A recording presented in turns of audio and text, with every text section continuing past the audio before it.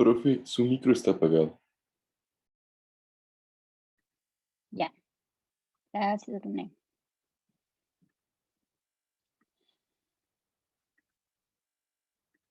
Ya. Entonces, la semana pasada nos habíamos quedado aquí. Citoesqueleto existe, ¿no es cierto?, solamente en aquellas células que se consideran eucariotas, porque la mayoría no es realmente una estructura o un organelo per se, sino que es un conjunto bastante complejo de proteínas que pueden formar estructuras que son temporales o permanentes dentro de la célula, dependiendo de lo que la célula necesite. ¿Ya? Eh, el citoesqueleto es súper importante porque además de proveerle a la célula, ¿no es cierto?, una estructura, como un andamiaje para organizar los contenidos dentro de la estructura, de la célula, perdón, ayuda también a que las funciones se vayan dando de manera ordenada y cuando la célula sufre ataques a nivel de citoesqueleto puede resultar fatal.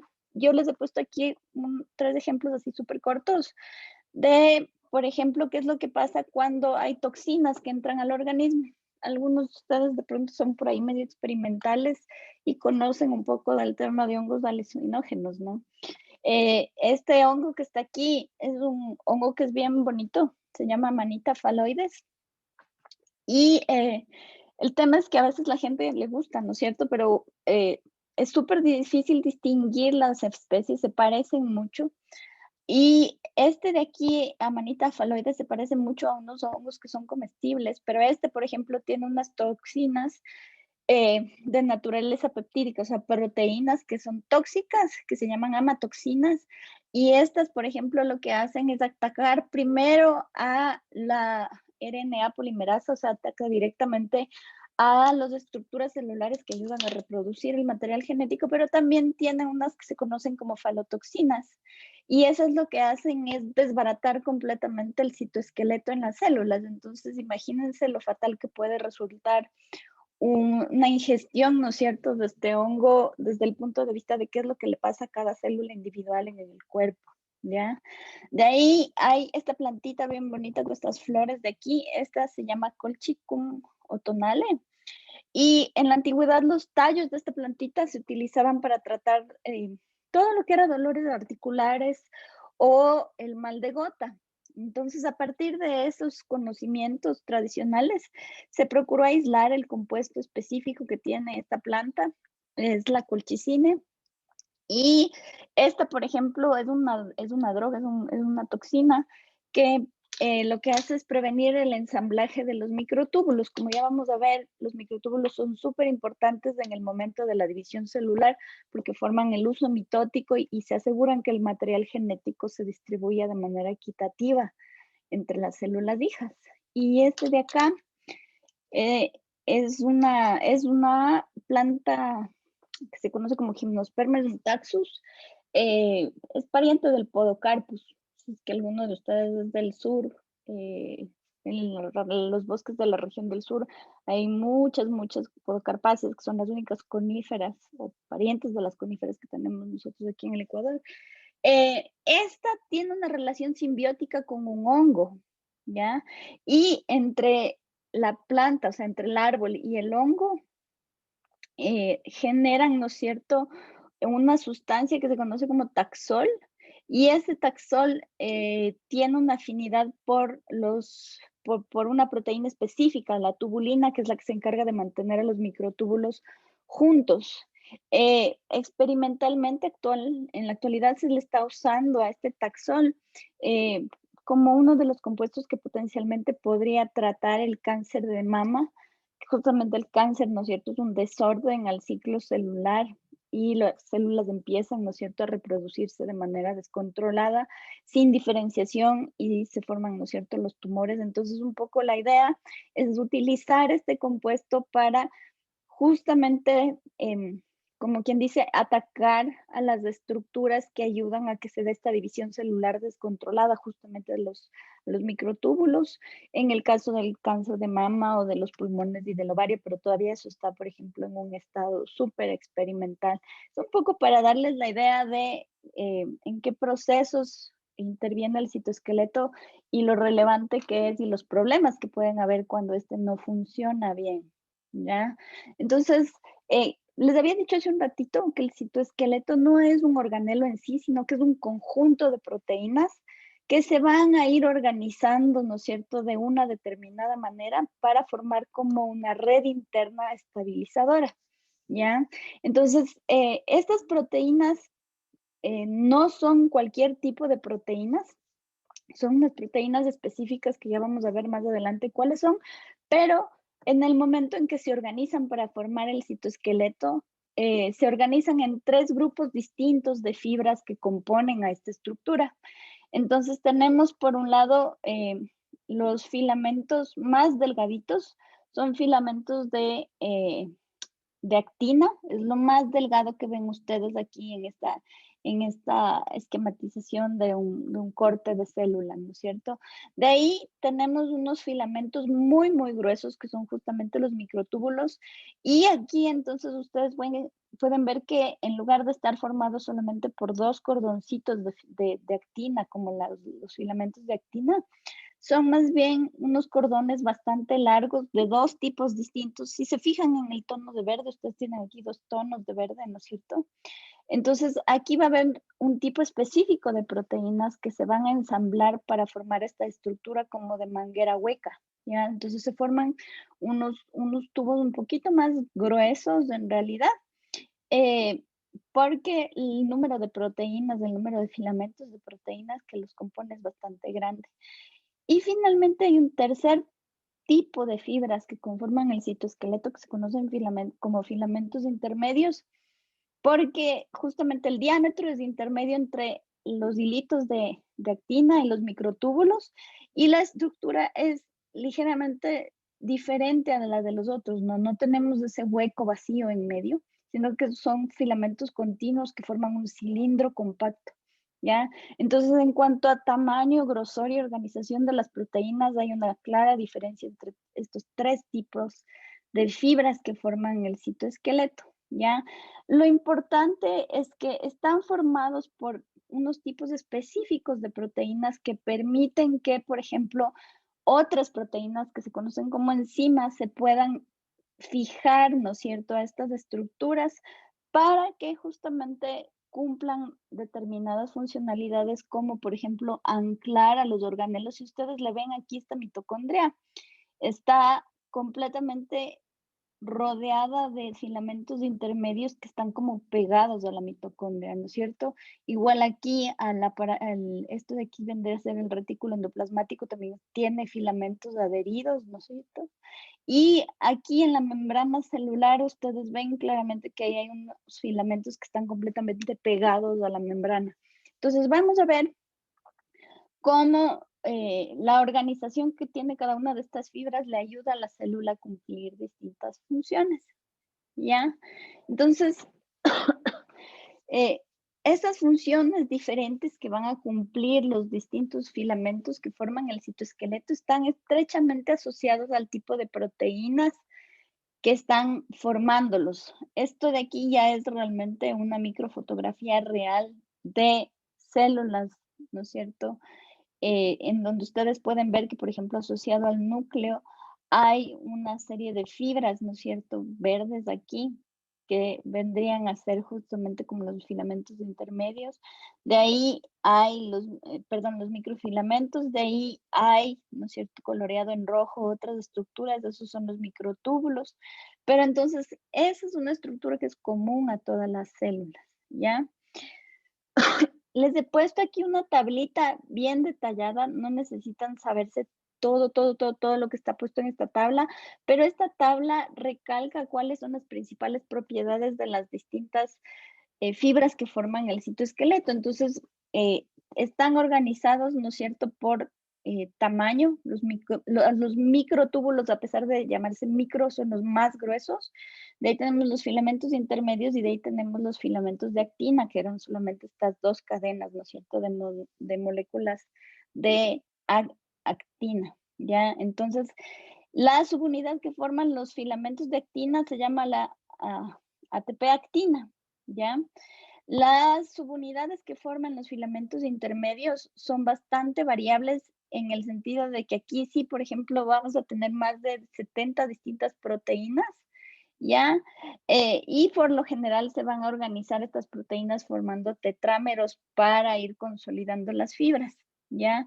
En el caso de los microtúbulos, las unidades que van a formar estos microtúbulos son GTP, AB tubulinas y son unos dímeros, ¿ya? Entonces ya vamos a ver cómo están organizados estos un poquito más adelante, ¿ya? Eh, de ahí hay una cosa que es súper importante y es que tanto los microtúbulos como los filamentos de actina tienen una polaridad, ¿ya? Eso quiere decir que hay un inicio y un fin del filamento, ¿ya? Los filamentos intermedios, en cambio, son exactamente iguales en cualquiera de los dos extremos por la manera en cómo están ensambladas las proteínas, ¿ya?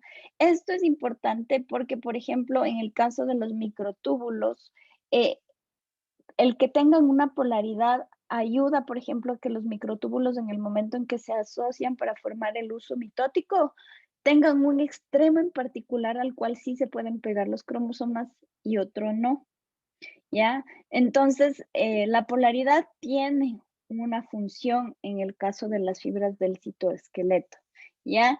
De ahí, a lo largo de los microtúbulos y los filamentos de actina, eh, hay una cosa súper particular que ocurre y es que hay lo que se conoce como proteínas motoras que se pueden asociar y estas proteínas motoras sirven para que los organelos un poco como que se muevan anclados a los filamentos de actina o a los microtúbulos. Entonces, estas dos fibras tienen esa capacidad, esa particularidad. En cambio, las fibras de los filamentos intermedios no pueden asociarse a proteínas motoras, ¿ya? Entonces, eso es como lo más importante que yo necesito resaltarles, aparte de la función. Entonces, los microtúbulos, ¿qué funciones cumplen? Primeramente, soporte. Cuando la célula no está en el proceso de división, los microtúbulos, al ser tan grandes y gruesos, ¿no es cierto?, ayudan un poco como a mantener la forma de la célula, a darle soporte a la célula. También funcionan gracias a las proteínas motoras que los pueden recurrir como un medio de transporte intracelular, ¿ya? Y por lo tanto intervienen en lo que es la organización de la célula, ¿ya? Los filamentos intermedios, como no tienen proteínas motoras, cumplen sobre todo una función de soporte estructural y de eh, fuerza mecánica. Esos son los que ayudan a que las células se mantengan, ¿no es cierto?, de una determinada forma durante la interfase. Los filamentos de actina tienen funciones súper específicas que tienen que ver sobre todo con movimiento. Entonces, los filamentos de actina, por ejemplo, van a ayudar a la motilidad de la misma célula, a la contractibilidad de las células. Si ustedes han visto, por ejemplo, animaciones, ¿no es cierto?, de cómo se va moviendo un macrófago para ingerir algún parásito que se detecta, ¿no es cierto?, dentro del cuerpo. Ese movimiento ameboide, en las amebas también se ve, ¿no es cierto?, es justamente producido por la contracción de las fibras de actina que están dentro de la célula. Y también ayuda al transporte intracelular. Por ejemplo, cuando hay compuestos que son secretados por el retículo endoplasmático y parten como vesículas hacia distintos organelos o hacia afuera de la célula, ¿no es cierto? Esas vesículas se van a pegar a los filamentos de actina o a los microtúbulos y son movidas, ¿no es cierto?, hacia la membrana celular, ¿ya? En cuanto a ubicación dentro de la célula de estos tres distintos tipos de fibras, los microtúbulos y los filamentos de actina están presentes exclusivamente en el citoplasma. Los filamentos intermedios sí están presentes dentro del núcleo y justamente tiene un poco que ver con la función que cumplen, que es justamente esta función de soporte, ¿no es cierto?, estructural o de fortaleza mecánica. Entonces, estos filamentos son los que le ayudan a mantener la integridad al núcleo. ¿ya? Entonces, si ya tratamos un poco de asociar estas distintas características, ¿no es cierto?, de las fibras del citoesqueleto con las funciones que cumplen, entonces podemos utilizar este diagramita que a mí me parece súper bueno porque justamente se ve, ¿no es cierto?, en el mismo diagrama células en distintos estados o distintos tipos de células. Entonces, tienen ustedes aquí una célula del epitelio, esta de acá es una neurona, ¿no es cierto? Y esta de acá es es una célula modelo, una célula cualquiera, pero que está en proceso de división celular, ¿ya? Entonces, yo les había mencionado que la primera función que cumplen las fibras del citoesqueleto es darle forma a la célula. Esto es importante sobre todo en células animales como las que ustedes, eh, en las que nosotros nos vamos a enfocar con ustedes, ¿no es cierto? Las células vegetales en este caso no vamos a ver. Entonces, en las células animales, el citoesqueleto es el que se encarga de mantener la distinta forma de la célula. Entonces, si ustedes ven una célula del epitelio, ¿no es cierto? Tiene por lo general estas proyecciones de la membrana plasmática para formar las villosidades que a veces, por ejemplo, recubren el epitelio del estómago, ¿no es cierto? O en el caso de una neurona, ¿no es cierto? Tenemos el cuerpo celular, luego tenemos el axón y luego tenemos, ¿no es cierto?, las terminales sinápticas.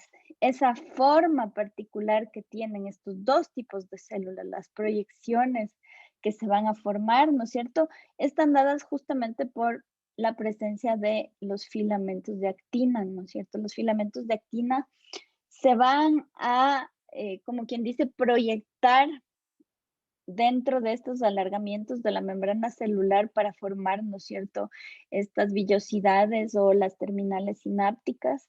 Entonces, ahí vemos, ¿no es cierto?, este tema de estructura y soporte, ¿ya?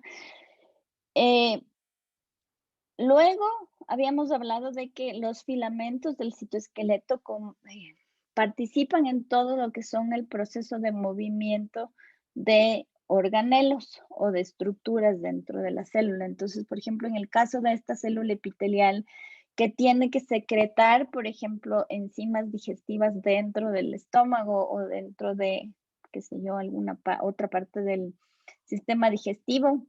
Aquí, por ejemplo, estas vesículas se van a fijar a los microtúbulos y por los microtúbulos van a viajar hacia las vellosidades, hacia las proyecciones y aquí son entonces fusionadas con la membrana plasmática y el contenido es descargado, ¿no es cierto?, en el lumen del sistema digestivo, ¿ya? Aquí, en el caso de justamente las neuronas, ¿no es cierto?, tenemos estas vesículas en donde están los neurotransmisores, ¿no es cierto? Y entonces estos van a viajar pegados a las fibras del citoesqueleto hasta llegar a las terminales sinápticas, ¿no es cierto?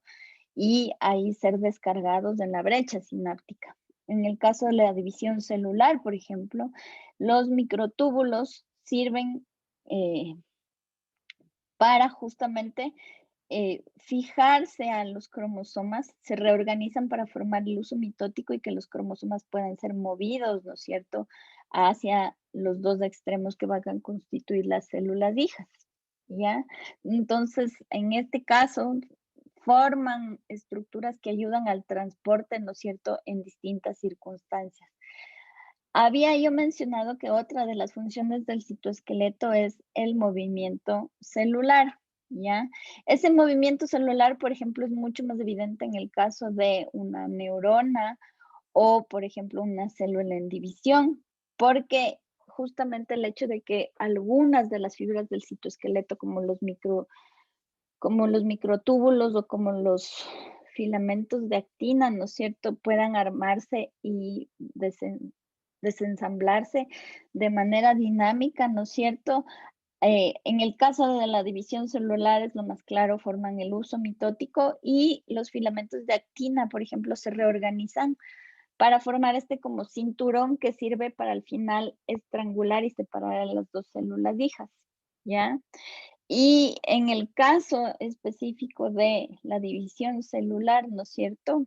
Em, los Algunas de las proteínas que conforman las fibras del citoesqueleto se van a organizar para formar, ¿no es cierto?, los centriolos. Los centriolos son estas estructuras que ayudan a un poco como que coordinar el alargamiento del uso mitótico y la formación como de 2 polos opuestos que se van a convertir, ¿no es cierto?, como en los lugares de coordinación de la división del material celular. Entonces, para cuando estén revisando, yo les he dejado aquí una animación chiquitita que pueden ver para un poco darle un poco más de sentido a esto que les acabo de mencionar ahorita, ¿ya? Entonces, eh, teníamos que el citoesqueleto tiene 3 estructuras distintas, ¿no es cierto? Tiene los filamentos de actina o microfilamentos, tiene los filamentos intermedios y tiene los microtúbulos. De estos 3, los microtúbulos yo les había mencionado que eran como los más gruesos, los más grandes, ¿no es cierto? Y eso está dado por la organización específica que tienen, ¿no es cierto?, las proteínas que los conforman, ¿ya? Los microtúbulos están formados, si ustedes se acuerdan, por un tipo específico de proteínas, que yo les dije que eran las tubulinas, pero están formadas por tubulinas que son de 2 tipos específicos bien particulares, la tubulina, la alfa tubulina y la beta tubulina. Y estas siempre se van a organizar en dímeros, eso les mencioné que decía en la tablita. Entonces, siempre una alfa tubulina va a estar asociada a una beta tubulina y se van a asociar, ¿no es cierto?, para formar estos filamentos en donde justamente aparecen alternas cada una de ellas. Entonces tenemos alfa, beta, alfa, beta, alfa, beta, alfa, beta, así a lo largo de todo el microtúbulo. Y eso justamente le da la polaridad al microtúbulo. Entonces, si ustedes ven en este caso, este filamento empieza por una beta y termina por una alfa. Y como se organizan, ¿no es cierto?, para formar los microtúbulos, siempre vemos como anillos completos del mismo tipo de uno de los dos, de una de las 2 formas de la tubulina, ¿ya? Entonces, es como que tuviéramos, ¿no es cierto?, anillos de tubulina alfa y anillos de tubulina beta superpuestos uno encima del otro para formar los microtúbulos, ¿ya? Entonces, estos filamentos que se van formando, en realidad el número siempre es fijo. Ustedes ven aquí, si cuentan, hay 13 protofilamentos que se van a organizar en este patrón circular, ¿ya? Eh, Entre cada uno de estos filamentos adyacentes, ¿no es cierto?, que van a formar el microtúbulo, eh, se forman interacciones, no se forman enlaces propiamente dichos, sino que lo que los mantiene unidos son solamente interacciones como puentes de hidrógeno o algún otro tipo de atracción no permanente. Esto es súper importante porque justamente si fueran enlaces covalentes sería un poquito más difícil de romper, ¿no es cierto? Pero al ser solamente interacciones que no son enlaces propiamente dichos, o sea, pueden ser puentes de hidrógeno, puentes de disulfuro, estas fuerzas son más fáciles de romper. Y entonces el microtúbulo puede ensamblarse o desensamblarse de manera mucho más fácil, ¿ya? Eh, y entonces pueden reorganizarse de cualquier manera dependiendo de lo que se necesite en la célula. Entonces, ¿qué es importante?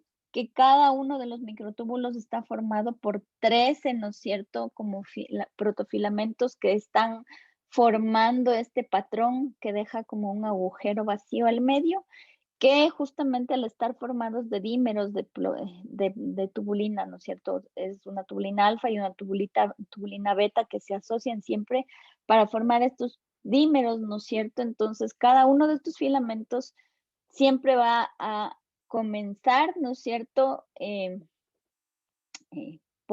hecho, el comienzo es acá. Va a comenzar por una tubulina alfa y va a terminar por una tubulina beta. Esto quiere decir que este microtúbulo tiene una polaridad, ¿no es cierto? Y esa polaridad, ¿no es cierto?, es importante para las funciones que va a cumplir o para eh, la agregación o desagregación, ¿no es cierto?, que tiene que ocurrir con el microtúbulo al momento de cumplir sus funciones, ¿ya?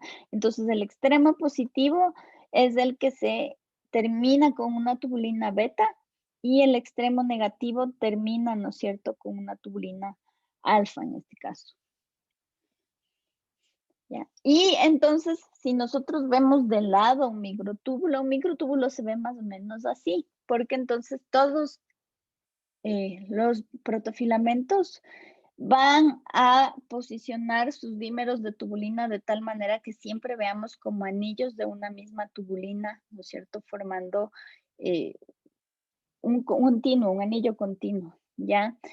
Esto es importante porque esto permite que haya unas proteínas que se pueden asociar a los microtúbulos, en este caso son las proteínas que se conocen como MAPs, ¿ya?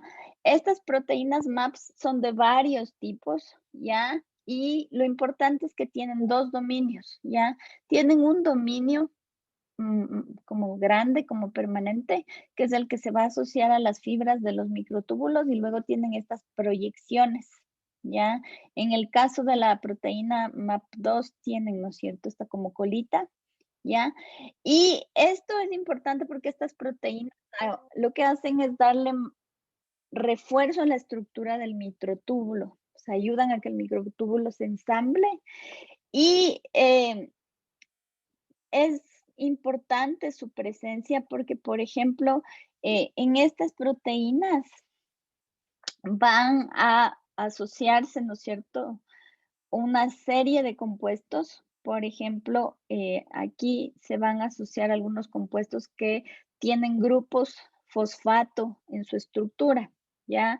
Entonces, en este caso, la adición de grupos fosfato, ¿no es cierto?, a la tubulina es importante desde el punto de vista de la generación de algunos desórdenes. Entonces, se ha visto que en las personas que tienen el mal de Alzheimer, sí que ustedes están familiarizados, ¿no es cierto?, con el mal de Alzheimer, se han analizado las células de estas personas y de la estructura del citoesqueleto en estas personas es bien particular, porque entonces se ha visto que una gran cantidad de esas proteínas MAP del citoesqueleto de las personas con Alzheimer tienen una gran cantidad de grupos fosfato, están casi todas fosforiladas. Entonces, en esta MAP, que se conoce como la MAP tau, esas en las personas con Alzheimer aparece súper fosforilada y entonces eso de pronto lo que hace es prevenir que esas células funcionen de manera normal y por eso es que las personas con Alzheimer van perdiendo, ¿no es cierto?, gradualmente eh, muchas de las funciones que se cumplen, ¿no es cierto?, desde el cerebro y que coordinan las actividades del resto del cuerpo. ¿Ya? Entonces, que estas proteínas asociadas a los microtúbulos funcionen de manera adecuada también es importante para la vida, no solamente el funcionamiento de las células, sino también ya para el funcionamiento del organismo en general. Entonces, estas proteínas eh, asociadas al citoesqueleto, lo que hacen es darle estabilidad a los microtúbulos, pero también les van a dar un poco de si se puede decir, especificidad en cuanto a las funciones que cada uno de esos microtúbulos tiene que cumplir dentro de la célula, ¿ya? Entonces, la función, así rapidito, de los microtúbulos primero era de dar estructura, ¿no es cierto? De dar soporte mecánico. Y esto es porque los microtúbulos, al ser, ¿no es cierto?, estas estructuras tan complejas de tantos filamentos y proteínas asociadas, tienen la capacidad de resistir mucha fuerza. Entonces, pueden aguantar fuerzas que buscan, por ejemplo, comprimir o doblar a la célula. Entonces, ayudan a que la célula mantenga su integridad en casos, ¿no es cierto?, de, por ejemplo, si yo aplico presión en un área determinada, ahí mis células epidérmicas, ¿no es cierto? El citoesqueleto de mis células epidérmicas está trabajando al máximo para justamente combatir, ¿no es cierto?, la compresión a la que yo les estoy sometiendo a mis células epidérmicas, ¿ya? Eh, en células animales en cultivo, se ha logrado ver que más o menos la estructura o la distribución que tienen los microtúbulos al interior es como la que ustedes tienen aquí, ¿ya? Entonces, esto es una estructura de una célula animal normal y en general los microtúbulos, ¿no es cierto? Parten todos, como quien dice, desde un corazón anillado que está cerca del núcleo celular hacia afuera. En cambio, en las células vegetales, que es la fotito que ustedes ven acá abajo, ¿no es cierto?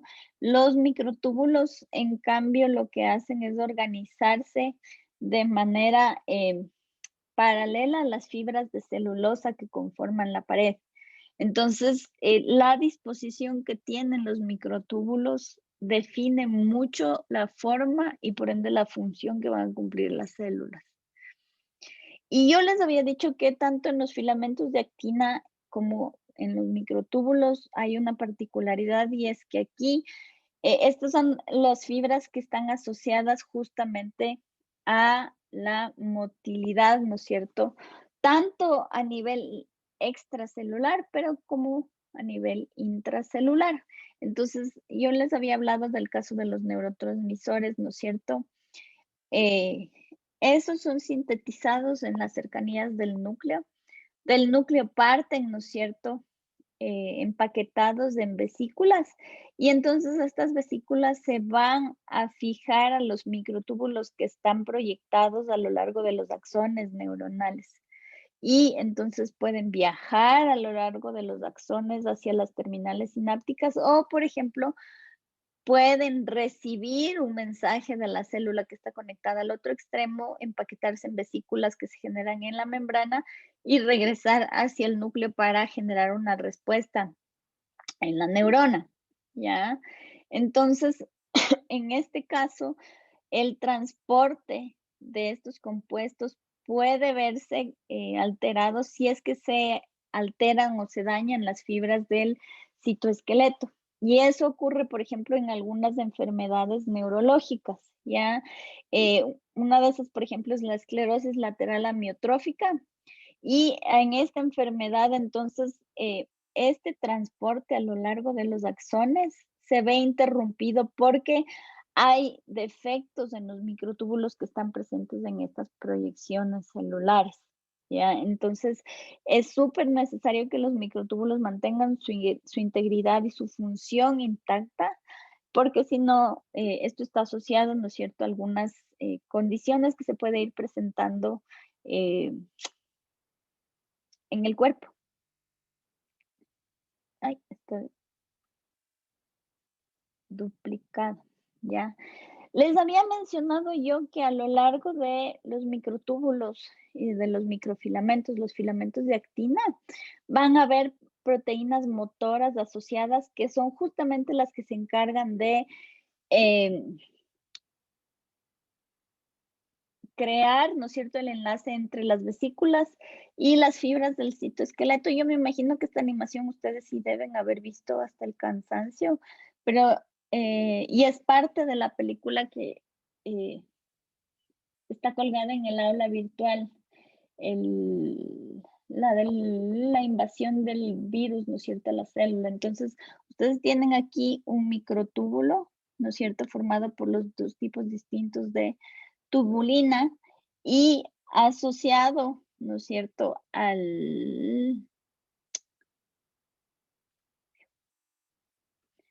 asociado a la proteína motora, ¿no es cierto?, que va viajando por los filamentos del microtúbulo, está esta vesícula pegada a la cabeza, ¿ya? Entonces, a lo largo de todo el complejo de microtúbulos hay dispersas una gran cantidad de estas proteínas motoras, ¿ya?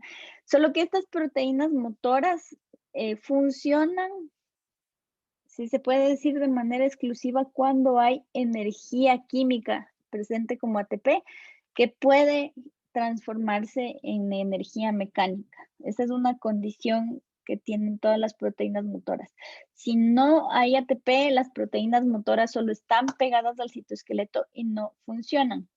Otra cosa importante es que estas proteínas motoras, como ustedes vieron en el video, si es que ya le vieron completo, las proteínas motoras solamente pueden avanzar en una de las dos direcciones a lo largo de un microtúbulo, ¿ya? Entonces, Cuando se requiere cambiar de dirección del movimiento, el elemento que se está moviendo tiene que ser transferido a otro microtúbulo y esto tiene que ver con la polaridad, ¿no es cierto? Que yo les había hablado que existen los microtúbulos, hay el extremo más y hay el extremo menos, que están asociados, ¿no es cierto?, a los dos distintos tipos de tubulina, ¿ya? Vamos a encontrar nosotros en el citoesqueleto 3 tipos distintos de proteínas motoras. Tenemos las quinesinas y las dineínas que están asociadas a los microtúbulos, a los más gordos, y tenemos las miosinas que en cambio pueden moverse a lo largo de los microfilamentos.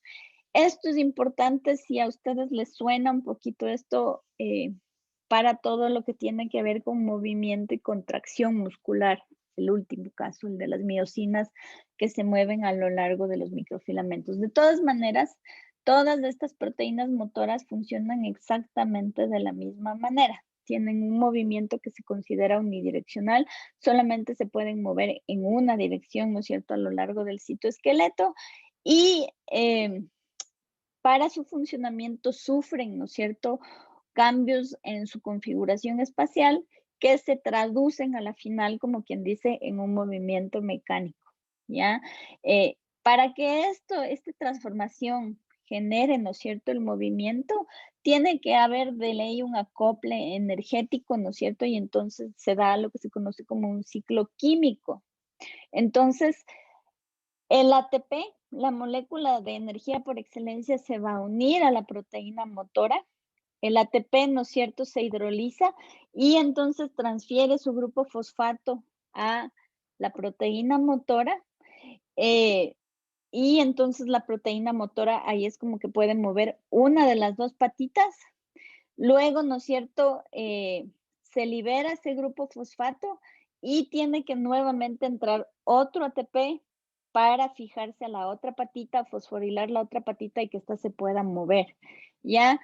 En el momento en que ya no hay más energía, ya no hay nada de ATP para fosforilar la proteína motora, el movimiento simplemente se suspende. Entonces, si ustedes un poco recuerdan lo que vimos en esa animación rapidita, ¿no es cierto? Tenemos nosotros que las proteínas motoras tienen más o menos la misma estructura, ¿ya? Tienen, ¿no es cierto?, una cabeza, luego tienen, ¿no es cierto?, como esta parte de esta cadena, ¿no es cierto?, que se le conoce como cadena flexible, y luego tienen, ¿no es cierto?, esta parte, esta cola, ¿no es cierto?, que es un poquito menos densa en cuanto a la estructura de las proteínas, que se le conoce como la cola, ¿ya?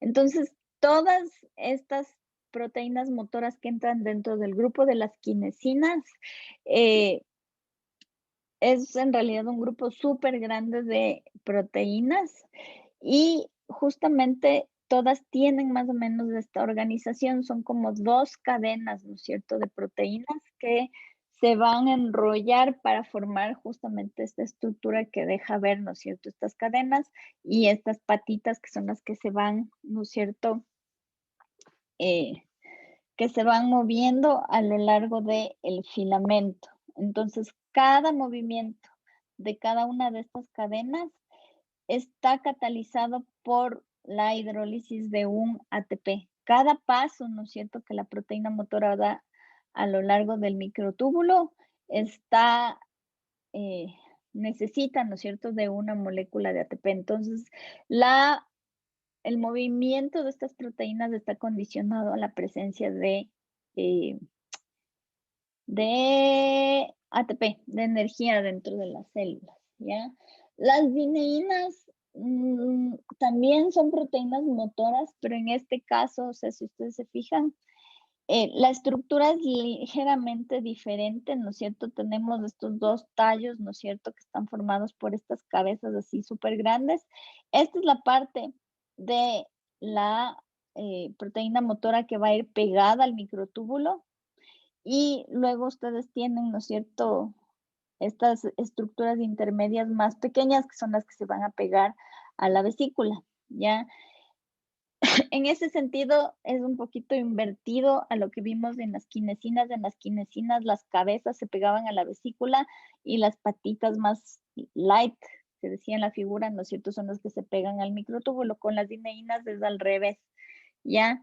Entonces, esta estructura funciona de todas maneras de la misma manera, ¿no es cierto?, que en las kinesinas. Son las patitas, a pesar de ser más pesadas, las que van a ir avanzando a lo largo del microtúbulo en función de la polaridad del microtúbulo, ¿ya?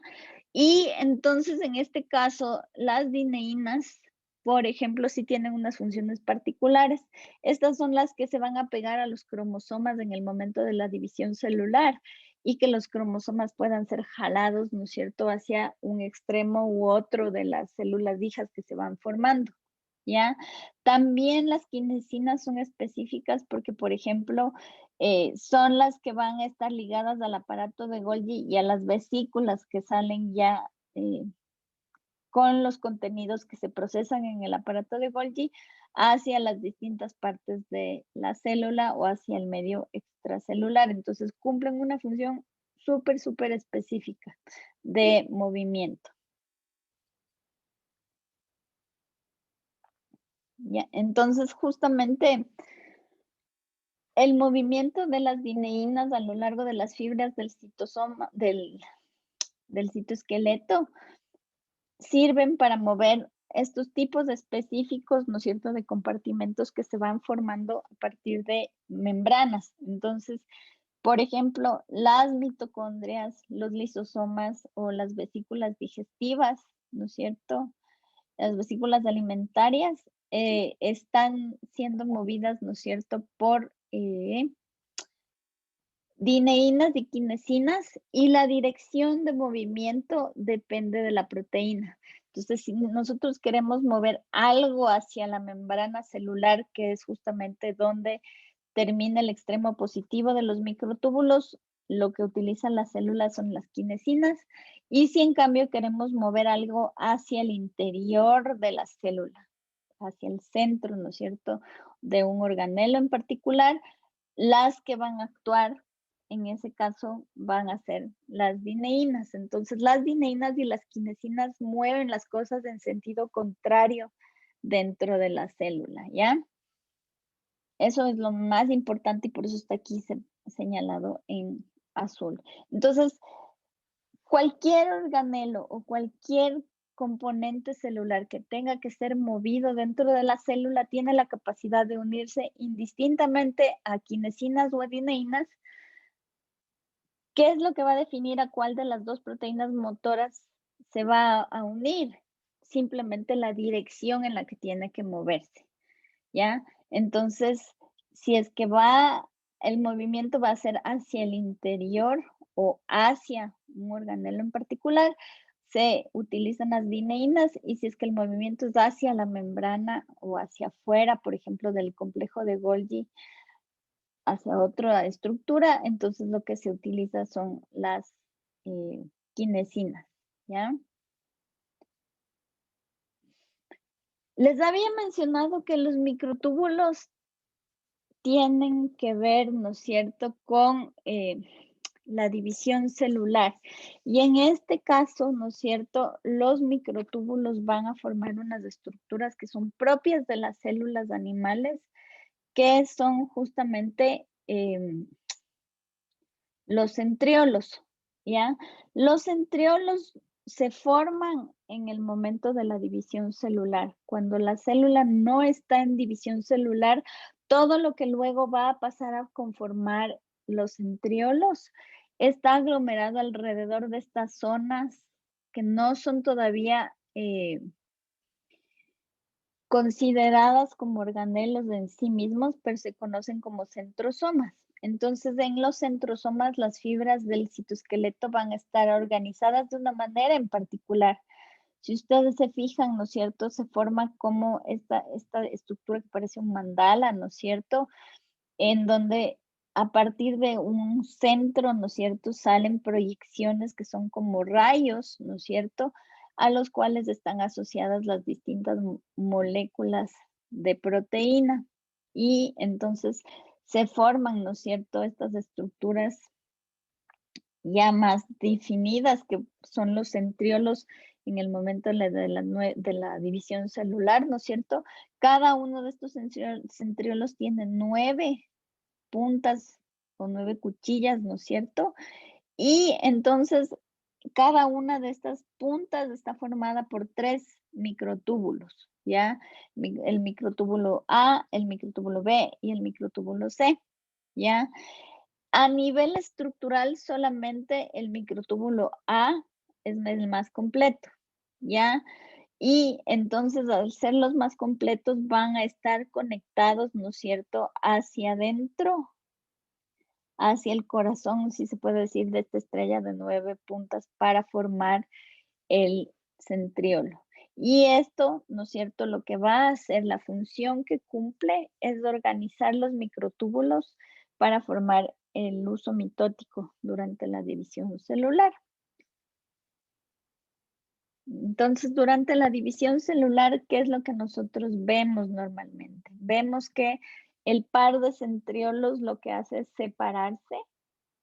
Cada uno de ellos migra hacia los extremos de la célula que van a formar, ¿no es cierto?, los núcleos de las células hijas. Y entonces ahí los centriolos, ¿no es cierto?, tienen todos una proteína que se conoce como la gamma tubulina. Y esa gamma tubulina, ¿no es cierto?, lo que favorece es la fijación, ¿no es cierto?, de las fibras de microtúbulos y que estos, ¿no es cierto?, entonces puedan irse pegando a los centriolos para que luego estos, al separarse, ¿no es cierto?, simplemente se vea como que van estirando, ¿no es cierto?, las fibras del citoesqueleto. Eso es lo más importante que tienen que retener ustedes de esta parte de aquí, ¿ya? Entonces, como pueden ver, ustedes tienen aquí, a partir de, aparte de la alfa tubulina y la beta tubulina, ¿no es cierto?, que forma estos dímeros que se van a organizar para formar los microtúbulos. Al final, en uno de los extremos, ¿no es cierto?, en el extremo alfa del microtúbulo, se va a pegar, ¿no es cierto?, esta gamma tubulina, y esto es lo que está pegado al centriolo, ¿ya? El citoesqueleto finalmente puede también estar organizado de tal manera que puede llegar a formar estructuras que no se consideran organelos propiamente dichos, pero que son importantes en algunas células. Estas estructuras son justamente los cilios y los flagelos. Y yo les había hablado, ¿no es cierto?, de las células epiteliales que tienen estas proyecciones, ¿no es cierto?, hacia el lumen, en este caso, por ejemplo, del estómago.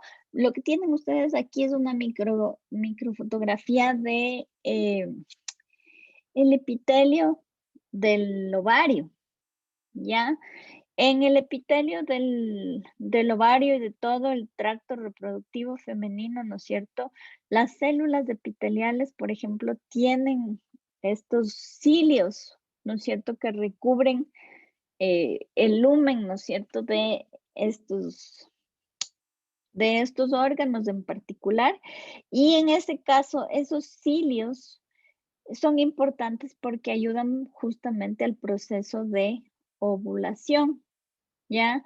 Entonces, los cilios lo que hacen es ir empujando, empujando, empujando al óvulo que está siendo liberado en ese ciclo de ovulación, y el óvulo así va migrando, ¿no es cierto?, desde el ovario por las trompas hacia el útero, ¿ya? Porque todo el epitelio está cubierto por células, ¿no es cierto?, que tienen justamente en su superficie estos cilios.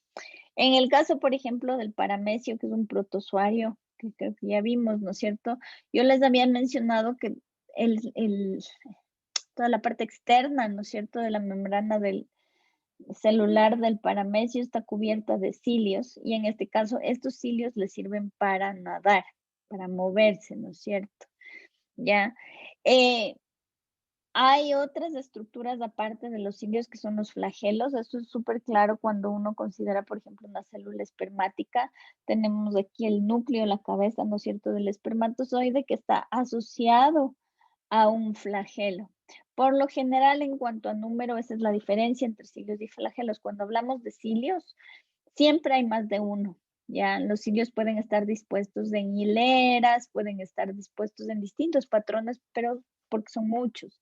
En el caso de los flagelos, por lo general, cuando algo tiene flagelo, tiene solamente uno. Hay algunas plantitas que tienen gametos en donde, por ejemplo, los flagelos vienen en pares.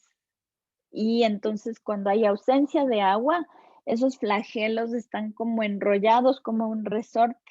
Y en el momento en que uno añade una gotita de agua, esos flagelos responden, ¿no es cierto?, a la concentración de agua en el medio, y el agua hace que esos flagelos, ¡tin!, entonces se estiren, y entonces las células, que en este caso tienen 2 flagelos, los flagelos tienen un movimiento rotatorio que les ayudan a los gametos como a viajar. ¿Ya? Entonces, los flagelos, la función específica que cumplen en las células es justamente la de movimiento, ¿ya? Los cilios ayudan, ¿no es cierto?, al movimiento de la célula, pero también ayudan al movimiento de fluidos o de partículas. Entonces, en el caso del tracto reproductivo femenino, ayudan a mover el óvulo, ¿no es cierto?, desde el ovario hacia el útero. En nuestras vías respiratorias también el epitelio está recubierto de cilios porque esos cilios ayudan a despejar el moco que se va secretando en el tracto respiratorio, ¿ya? Estructuralmente los cilios y los flagelos son un poquito diferentes en cuanto a la organización del citoesqueleto que está ah, al interior, ¿ya? Entonces, ustedes tienen aquí una microfotografía y un diagrama un poco en base de esa microfotografía. Aquí justo les puse yo el ejemplo de estas células que producen estos gametos con 2 flagelos. Entonces, es el movimiento de los flagelos el que les permite, en este caso, a estas celulitas moverse, ¿ya? Eh, en principio, estos flagelos funcionan y tienen la misma estructura que esto que tienen ustedes aquí a la derecha, y es que es membrana celular con una proyección del citoesqueleto hacia adentro. Ahora, la organización que toma el citoesqueleto hacia el interior es lo que le va a dar el tipo específico de movimiento a ese cilio o a ese flagelo, ¿ya? Entonces, esa proyección del citoesqueleto hacia adentro de la membrana celular para formar el cilio y el flagelo sí recibe un nombre particular. Eso es lo que se conoce como el axonema, y es como el esqueleto que está formado eh, por las fibras del citoesqueleto dentro para formar el cilio o el flagelo, ¿ya? Entonces ahí también hay una polaridad, hay la parte basal, que es justo la parte que parte de del corazón de la célula. Generalmente en este caso también este cuerpo basal está asociado o es derivado de un centriolo, acuérdense de lo que servía para la división celular, y luego se proyectan, ¿no es cierto?, dentro de la membrana plasmática. Yo les he dejado aquí una animación si es que quieren ver cómo se mueve un flagelo. Lo importante es que este movimiento que va a tener el flagelo va a depender de cómo esté organizado el conjunto de fibras que va por dentro, el axonema. Entonces, en este caso de aquí, nosotros vemos 2 microtúbulos centrales. Es una estructura súper particular que se conoce como la estructura 9+2. Entonces tenemos 2 microtúbulos centrales y luego tenemos 9 pares de filamentos o microtúbulos que se van formando, ¿ya? Entonces tenemos que cada uno de estos pares, ¿no es cierto?, está formado por microtúbulos que tienen diferente polaridad. Si ustedes se fijan, la tonalidad aquí es diferente, entonces va a haber microtúbulos, ¿no es cierto?, que se conocen como A, esos van a tener, ¿no es cierto?, en este extremo polar la tubulina A, y los microtúbulos B, que en cambio van a tener en este extremo el anillo terminal, ¿no es cierto?, va a ser una tubulina beta. Entonces, entre cada uno de estos dímeros, de estos pares, hay estas proteínas motoras, ¿no es cierto?, que ustedes se acuerdan, las dineínas les van a mantener juntos a los 9 pares de microtúbulos que están dispuestos de manera concéntrica alrededor de los microtúbulos centrales, ¿ya? Y esa disposición de los microtúbulos es la que va a permitir que el cilio o el flagelo se muevan, porque entonces las dineínas lo que van a hacer, si ustedes se fijan, entre cada par, ¿no es cierto?, de las dineínas podían viajar solamente en una dirección, ¿se acuerdan? Entonces, si yo tengo aquí pegada una dineína, esta va a hacer que este microtúbulo se mueva a lo largo de estos microtúbulos en una sola dirección.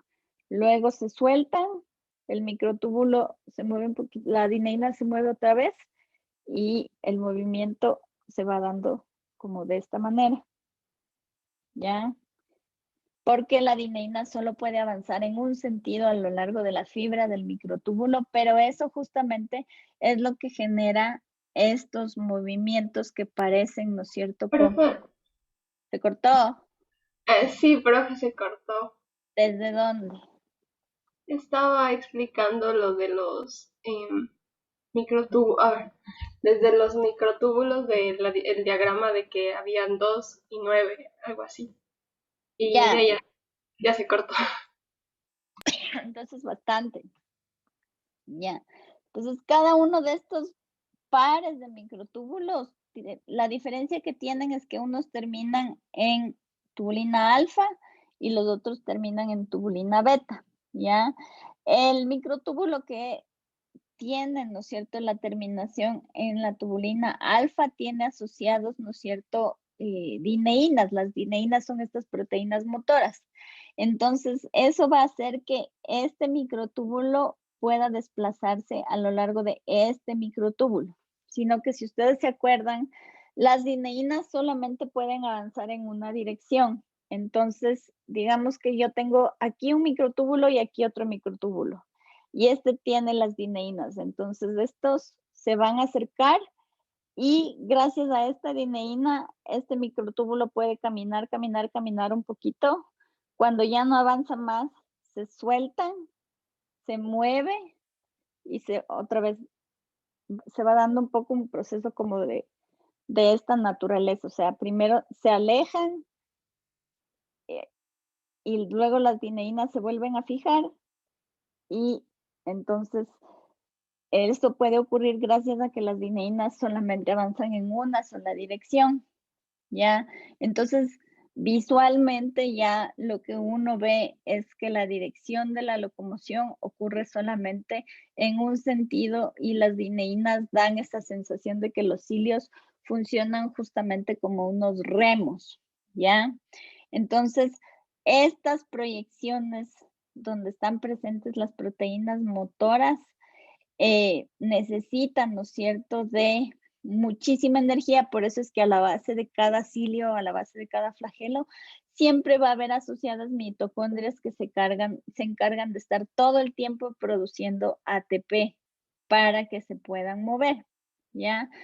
Eh, el movimiento que tienen los cilios y que tienen los flagelos es diferente justamente por la organización del citoesqueleto. Yo lo que les expliqué hace un ratito es justamente este movimiento como en remos que nosotros podemos ver en los cilios. Los cilios funcionan como unos remos.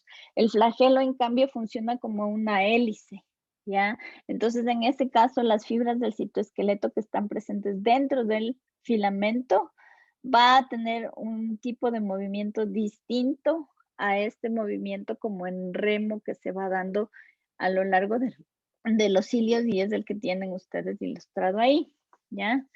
Finalmente, los filamentos intermedios, ¿no es cierto? Son unos filamentos que yo les había mencionado que son diferentes a los otros dos tipos de fibras porque no tienen que ver con movimiento, ¿ya? Pero están presentes en las células animales. Lo que sirven es para darle soporte para convertirle a la célula en algo fuerte pero flexible y le brinda resistencia mecánica a las células que tienen alguna suerte de estrés físico, que puede ser, por ejemplo, nuestras células epiteliales, ¿ya? Estructuralmente son los que son más diversos. Aquí no tenemos solamente filamentos de tubulina o de actina, pero aquí hay más de 70 proteínas que están asociadas, ¿no es cierto?, para formar este tipo específico de fibras del citoesqueleto. Y estas proteínas van a definir 5 tipos distintos de filamentos intermedios eh, que tienen o que cumplen, ¿no es cierto?, funciones justamente de soporte en distintos tipos de células. Entonces, en esta tablita yo les he puesto, por ejemplo, cuál es la proteína dominante que existe en algunas células específicas del cuerpo. Entonces, por ejemplo, en las células epiteliales, los filamentos intermedios están formados mayoritariamente por queratina, ¿ya? Y dentro de este grupo grande, ¿no es cierto?, que le llamamos queratina, hay 28 diferentes polipéptidos, si es que es del tipo 1 o 26 tipos distintos si es que es del tipo 2, ¿ya?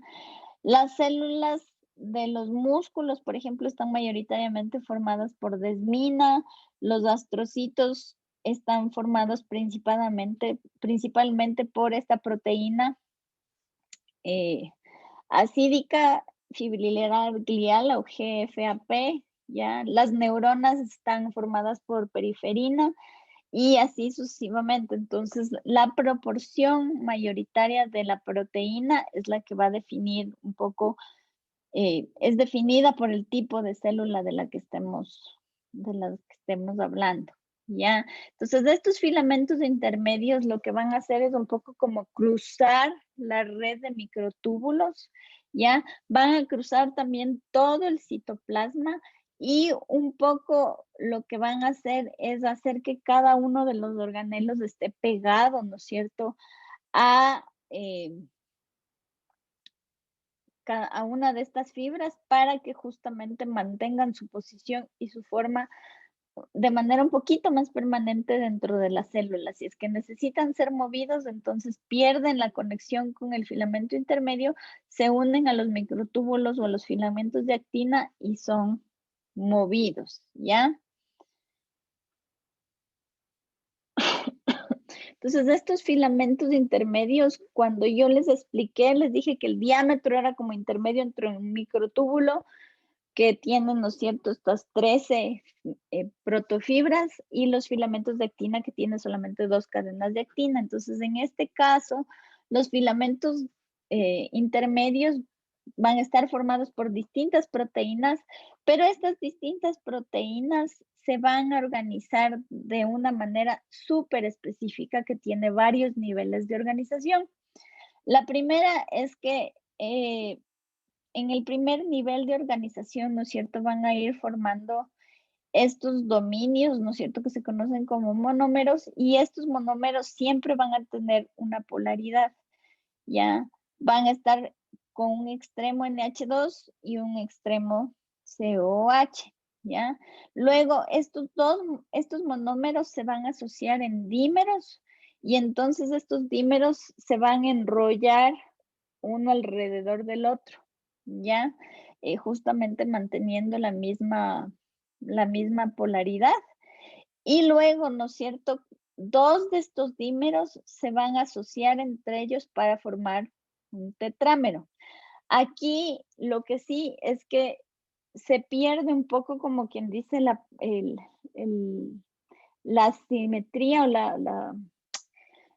el hecho de que se asocien, ¿no es cierto?, a la misma altura y entonces siempre van a estar un poco corridos y por eso es que cuando ya les vemos formando las fibras largas, los dos extremos, ¿no es cierto?, se les ve un poco como contrapuestos. Entonces, en el caso de los tetrámeros, ahí sí ya los dímeros están invertidos, entonces una cabeza es una cabeza NH2 y la otra cabeza es una cabeza COH, ¿ya? Entonces, como en el otro extremo tenemos la correspondencia en cuanto a terminales, por eso es que al final no hay polaridad. Tenemos, ¿no es cierto?, un extremo NH2 en ambos lados y un extremo COH en ambos lados. Visualmente, ¿no es cierto?, los tetrámeros se van a asociar entre sí y van a ir informando, ¿no es cierto?, los filamentos intermedios que se van a unir, ¿no es cierto?, paralelamente uno tras de otro para formar justamente estas estructuras más alargadas y enrolladas, ¿no es cierto?, alrededor de, eh, enrolladas de manera eh, yuxtapuestas, ¿no es cierto?, forman finalmente estas cadenas más largas que son los filamentos intermedios. Entonces, lo importante es que ustedes tienen que saber que parten, ¿no es cierto?, de monómeros, luego los monómeros forman dímeros.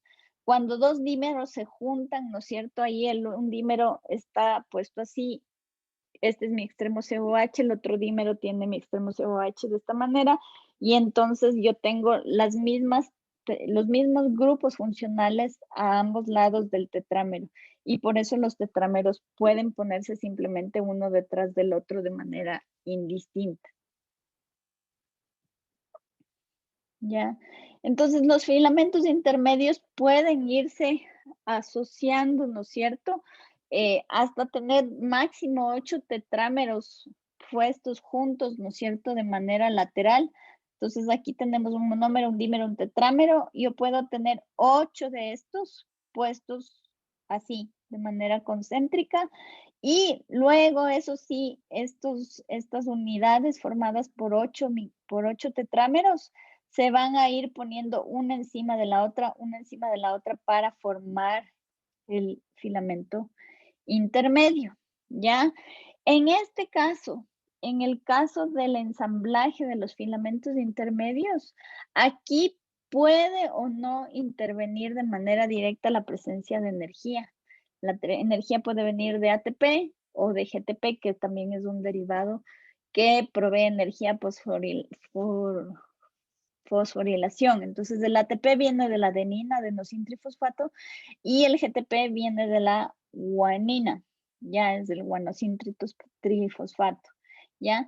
Entonces, cada una de estas como subunidades tiene exactamente los mismos grupos funcionales en ambos extremos. Por eso es que los microfilamentos no tienen polaridad, ¿ya? Los microfilamentos, al no tener polaridad, lo que tienen entonces es menos sensibilidad a cualquier agente químico que penetra la célula y que busque destruir el citoesqueleto. Es lo último que se desarma, ¿ya? Y lo que sí se necesita para ensamblar o desensamblar los filamentos intermedios es un proceso de fosforilación o desfosforilación, pero eso es más difícil que ocurra. Entonces, por eso es que estos son los más estables dentro de la célula, ¿ya? Entonces, los filamentos intermedios, como yo les mencioné, estaban formados por distintos tipos de proteína, ¿no es cierto? Entonces, por ejemplo, los filamentos intermedios que están formados básicamente de queratina, ¿no es cierto?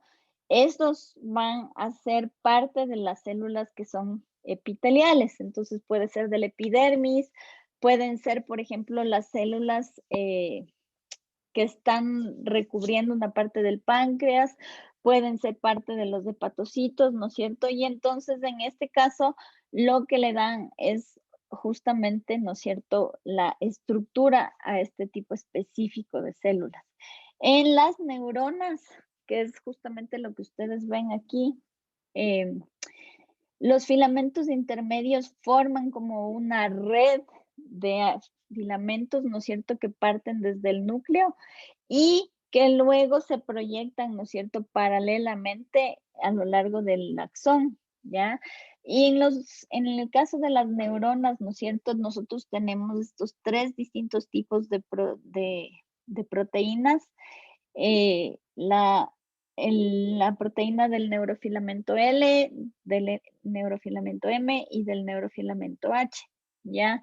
Estas proteínas son súper importantes en el caso de las neuronas porque lo que hacen es brindarle soporte al axón, porque el axón, ¿no es cierto?, a lo largo de toda su estructura tiene un diámetro que puede ir variando de manera considerable, ¿ya?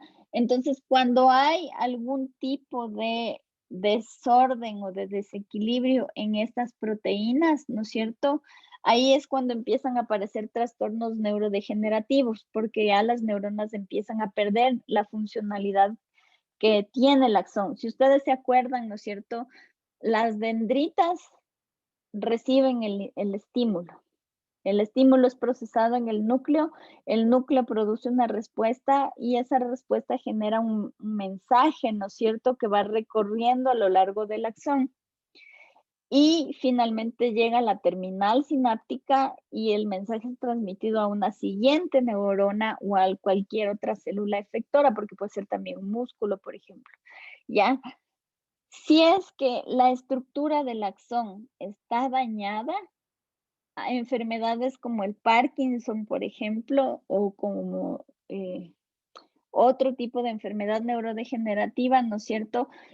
Van ocurriendo porque el axón pierde la capacidad de transmitir el mensaje, de transmitir el impulso nervioso, y entonces esas neuronas poco a poco lo que van es muriéndose. Esta es una condición de la que la célula ya no se puede recuperar y todo eso está simplemente causado por un desorden en estas proteínas específicas que les estoy mencionando. ¿Ya? Entonces, la última función que yo les había mencionado, ¿no es cierto?, que tienen las células, gracias al citoesqueleto, es la motilidad, y la motilidad está dada básicamente por los microfilamentos, ¿ya? Entonces, de estos microfilamentos, lo que hacen es justamente ensamblarse y desensamblarse para que la misma célula pueda moverse. Entonces, por ejemplo, en el caso de un embrión que está en desarrollo, tenemos las células que están, ¿no es cierto?, formando lo que se conoce como la cresta neural. Y gracias a las fibras del citoesqueleto, ¿no es cierto?, estas células pueden migrar para luego ir a formar células, ir a formar conjuntos específicos que se van a diferenciar en distintos órganos, en distintas partes del cuerpo. Entonces, estas células de la cresta neural migran para formar la piel, para formar los dientes o para formar los cartílagos de las mandíbulas. En los individuos adultos, por ejemplo, los glóbulos blancos pueden moverse, pueden estar, como quien dice, patrullando el cuerpo para buscar desechos o posibles patógenos gracias a las fibras de los microfilamentos, ¿ya? Los filamentos de actina, ¿ya? Al interior celular, ¿no es cierto? Los microfilamentos ayudan, por ejemplo, para mover distintas partes, ¿no es cierto?, de la célula. Entonces, en el caso de las células epiteliales, cuando hemos tenido nosotros algún corte, ¿ya? Los microfilamentos son los que ayudan, ¿no es cierto?, a recomponer las células que se dañaron y que se pueda ir sellando la herida, ¿ya?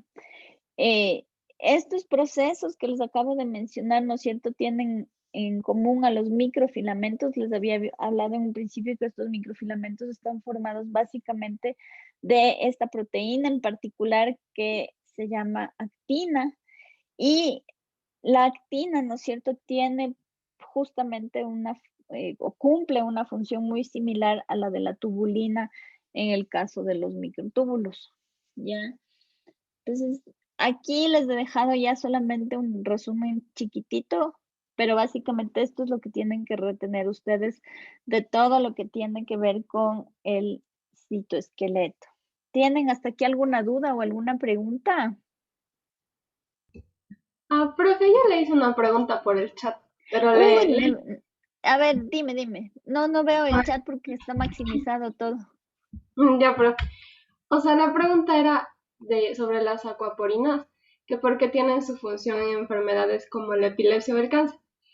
Es decir, qué función cumplen en este tipo de enfermedades. Y la otra era si esas acuaporinas se forman cuando la persona está enferma o siempre tenemos las acuaporinas y se activan en esas ocasiones. Siempre tenemos acuaporinas, pero tienes que acordarte qué son las acuaporinas. ¿Te acuerdas qué son? Me parece que era un tipo de proteínas. Las acuaporinas son un tipo súper específico de proteínas que están presentes en la membrana celular o en las membranas de los organelos, y la función propia de las acuaporinas es dejar entrar o salir agua, solo eso. ¿Ya? Por eso es acuaporina, son como portales específicos para el ingreso o salida del agua en la célula, porque el agua, en realidad el agua es una molécula pequeña que eventualmente para moverse dentro o fuera de la célula puede moverse simplemente a través de los fosfolípidos, ¿ya?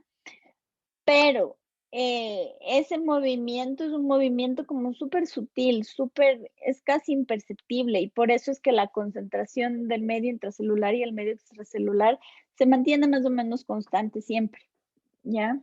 Dependiendo de las células, obviamente.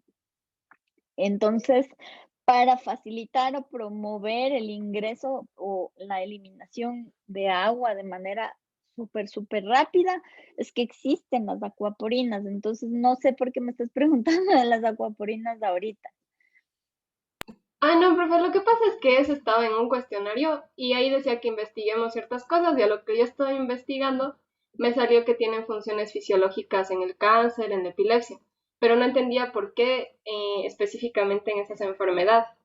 Pero en el caso de la epilepsia, yo podría pensar que la epilepsia es una enfermedad, ¿no es cierto? O un desorden de tipo neurológico. ¿Ya? Sí, Entonces, yo pensaría que las acuaporinas ahí de pronto pueden jugar un papel importante porque al cambiar la concentración de agua pueden estar diluyendo o promoviendo la hidrólisis o digestión o aumento o disminución de concentración de algún neurotransmisor que tiene que ver con el desencadenamiento, por ejemplo, de las convulsiones. ¿Ya? Es lo que yo que no sé nada de esto, me podría imaginar, ¿ya? Eh, ¿Cuál era la otra enfermedad que me dijiste? el cáncer también y el glaucoma también me salió, la obesidad también. La obesidad es un poquito más complejo porque sí o sea, sí hay unas proteínas específicas que están ligadas a el apetito, al control del apetito. Entonces, yo pensaría que las acuaporinas ahí, por ejemplo, al funcionar, pueden hacer que se aumente o se disminuya la concentración estas proteínas que tienen que ver con el control del apetito y por ende por eso comes más. O al cambiar, ¿no es cierto?, las condiciones fisiológicas en determinadas células, tú ya solamente sintetizas más grasa que tiene que almacenarse en el tejido adiposo, por ejemplo. Pensaría que es por eso, ya le voy a chequear y me haces acuerdo en qué cuestionario les puse eso, ¿ya? Ah, ya, profe, entonces en la siguiente hora le digo. Ya, de una. Ya, profe, gracias. Ya, entonces las células eucariotes, en particular en las células animales, habíamos visto que existe una compartimentalización y esa compartimentalización está dada específicamente por la presencia, ¿no es cierto?, de conjuntos internos de membranas que lo que hacen es definir diferentes espacios para que dentro de una sola célula se puedan llevar a cabo varias funciones, ¿no es cierto? ¿Ya? Entonces, en el citoplasma, o sea, todo lo que está desde la membrana celular hacia el interior en una célula eucariote, ¿no es cierto? Nosotros tenemos distintos conjuntos de membranas que van a definir estos espacios, ¿ya? Entonces, estos compartimentos o estos espacios eh, sirven básicamente para confinar funciones metabólicas a lugares determinados de la célula y que la célula pueda tener procesos metabólicos mucho, mucho más ordenados, ¿ya? Entonces, estos organelos definidos por estos sistemas de membrana, la mayoría son estructuras estables, ¿ya? Estables en el sentido de que mientras la célula está en interfase, son estructuras que están ahí formando, ¿no es cierto?, compartimentos específicos. En el momento de la división celular, algunos de ellos pueden simplemente o dividirse o desensamblarse y volverse a ensamblar gracias justamente a la dinámica que tienen las membranas celulares, pero justamente esta dinámica que tienen las membranas hace que los distintos organelos no sean completamente estáticos todo el tiempo. Entonces, por ejemplo, como son espacios definidos por membranas, las membranas pueden potencialmente estrangularse para formar vesículas que viajan, ¿no es cierto?, de un compartimento a otro. Entonces, en realidad, hablamos de un sistema de endomembranas porque todas estas membranas eventualmente tienen conexiones entre ellas que garantizan que los distintos procesos, las distintas vías metabólicas se vayan dando en un orden determinado o en un sentido determinado. Entonces, nosotros podemos realmente definir caminos completos que van, por ejemplo, desde el núcleo, pasando por el retículo endoplasmático, pasando por el aparato de Golgi, hasta llegar a la membrana celular o el camino inverso.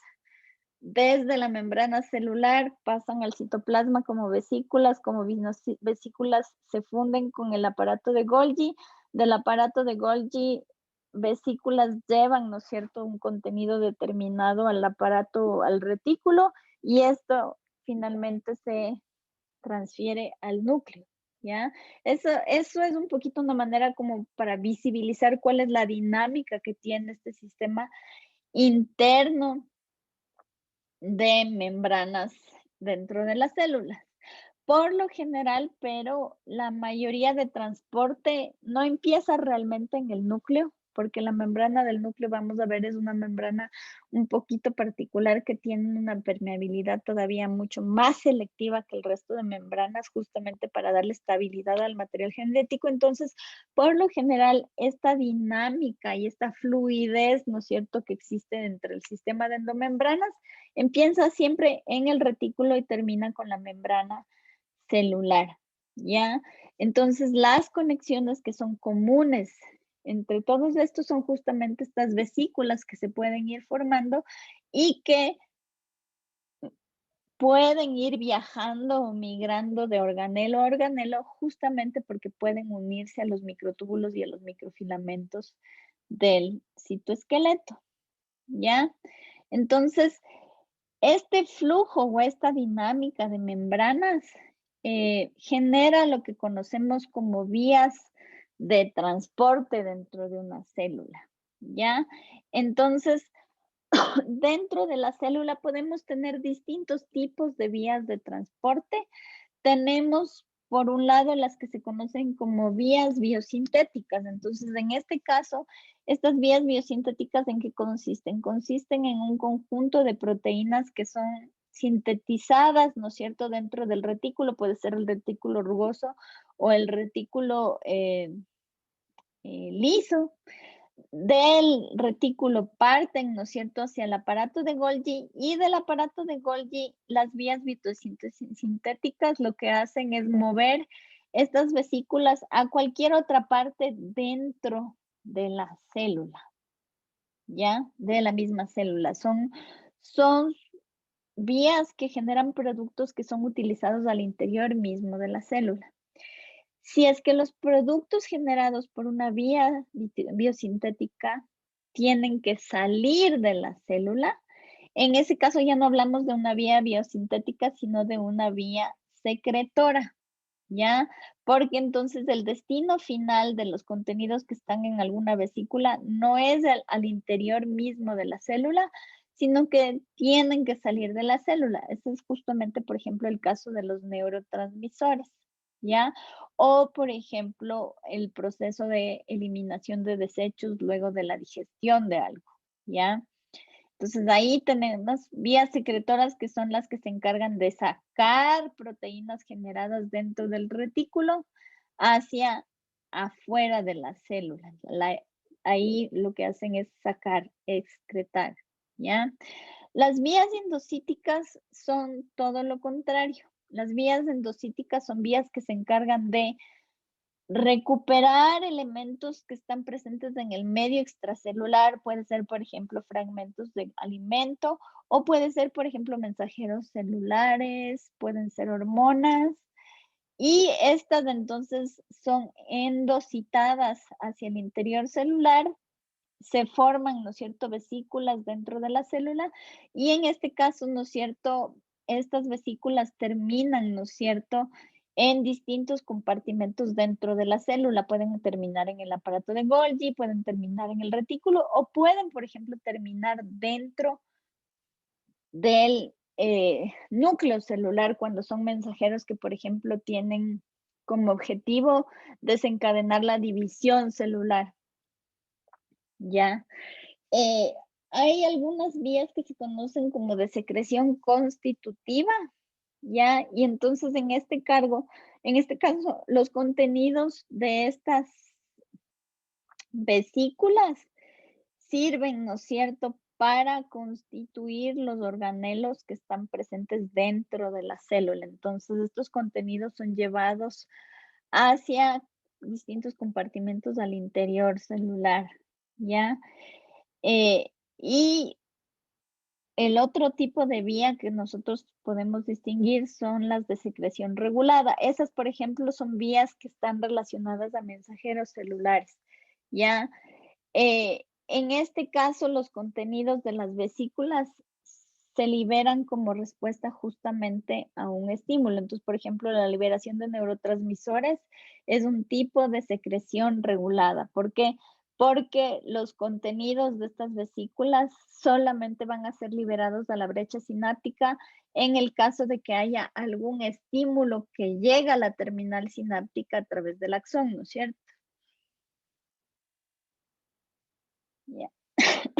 Ese es el caso, por ejemplo, como ya les había mencionado, en las células nerviosas, pero también es lo que pasa, por ejemplo, en las células de las glándulas endocrinas o en el caso de las células que conforman el sistema digestivo, ¿ya? Entonces, en este caso, las enzimas, los neurotransmisores, las hormonas van a ser liberados solamente frente a un estímulo que se recibe de algún, de, por medio de algún mensaje, un transmisor en particular, ¿ya?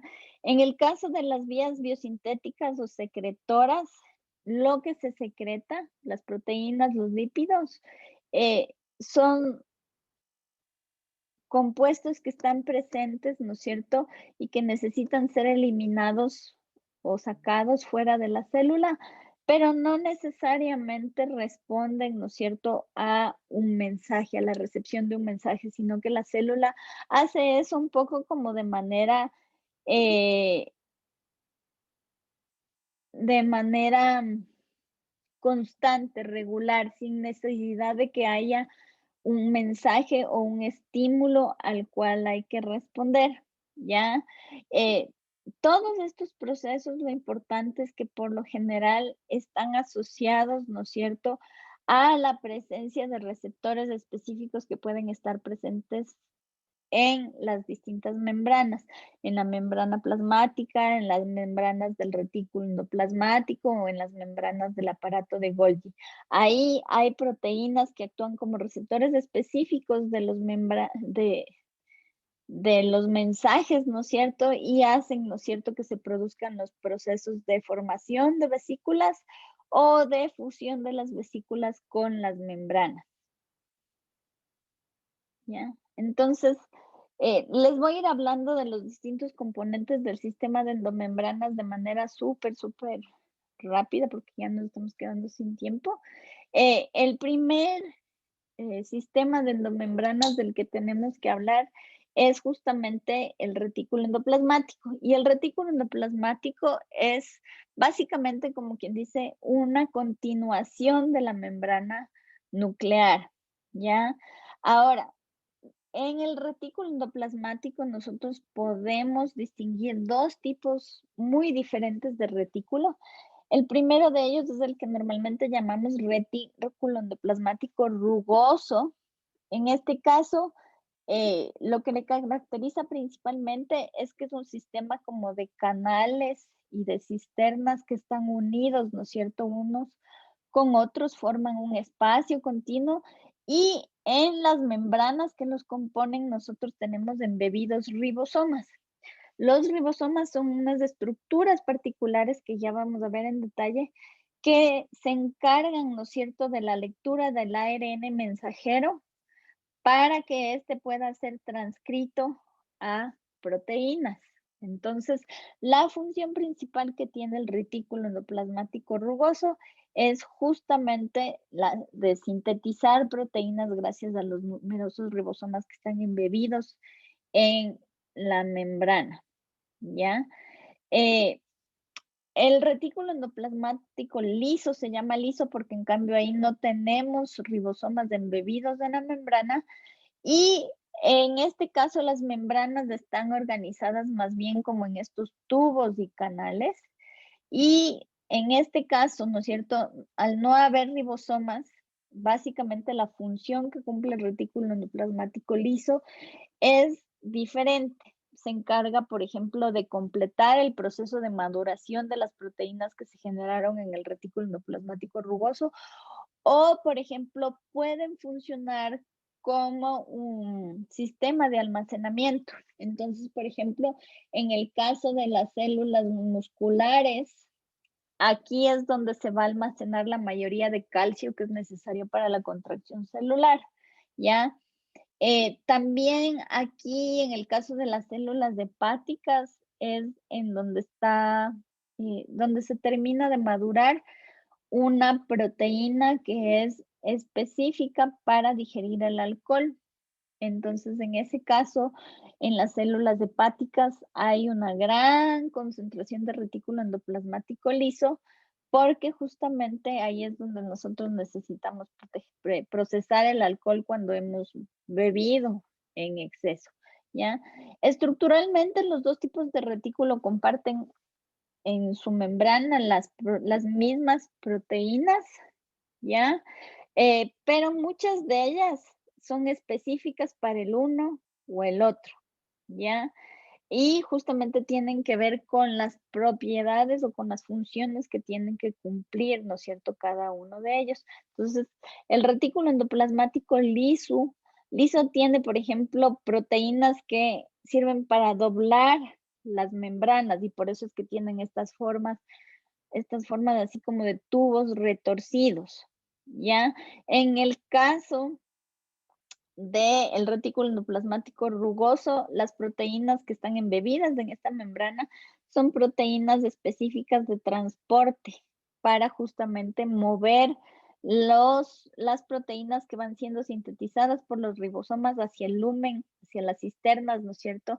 Eh, que forman este tipo específico de retículo. Entonces, todo va a depender de la función, ¿no es cierto?, que cumplan para que cada uno de ellos tenga una especificidad. Entonces, en el retículo endoplasmático liso, ¿no es cierto? Como les mencioné hace un ratito, es un tipo de retículo que, por ejemplo, está desarrollado de manera extensiva, por ejemplo, en las células musculares, también en las células de los túbulos renales o en muchas de las células de las glándulas endocrinas que se encargan de sintetizar esteroides, ¿ya? Entonces, funcionan como puntos de acopio o de almacenamiento de iones, por ejemplo, ¿ya? En el hígado, justamente aquí es donde se transforma el glucógeno, que era un polímero, ¿no es cierto?, en glucosa por el proceso de hidrólisis, ¿ya? Eh, en el hígado, ¿no es cierto?, este retículo tiene una serie de proteínas que sirven para justamente ayudar a desintoxicar a la célula de ciertos compuestos, como el alcohol, ¿ya? Y en el retículo endoplasmático liso pasa una cosa súper importante. Aquí es donde se da la síntesis, pero no de proteínas, por eso no hay ribosomas, sino de lípidos. Aquí es donde se produce la mayoría de lípidos, sobre todo aquellos lípidos que dan origen, por ejemplo, a las hormonas, ¿ya? Si ustedes se acuerdan, el colesterol, que es un tipo específico de grasa, es el precursor, ¿no es cierto?, de las hormonas de esteroides en las glándulas sexuales. El retículo endoplasmático rugoso tiene justamente su nombre derivado de la presencia, ¿no es cierto?, de ribosomas que están embebidos en las membranas, ¿ya? Este tipo de retículo por eso mismo está estrechamente asociado al núcleo, tiene algunos puntos en donde incluso hay una conexión. Por esa conexión pasa el ARN mensajero que se sintetizó en el núcleo hacia, ¿no es cierto?, el citoplasma o hacia el retículo, y entonces los ribosomas embebidos en estas membranas se encargan de leer, ¿no es cierto?, el mensaje del ARN mensajero, leen, ¿no es cierto?, decodifican el mensaje y empiezan a ensamblar las proteínas, ¿ya? Eh, en el caso de las células secretoras epiteliales, por ejemplo, en el estómago, eh, ustedes pueden ver aquí, no es una célula del estómago, pero es una célula que, por ejemplo, secreta mucho moco.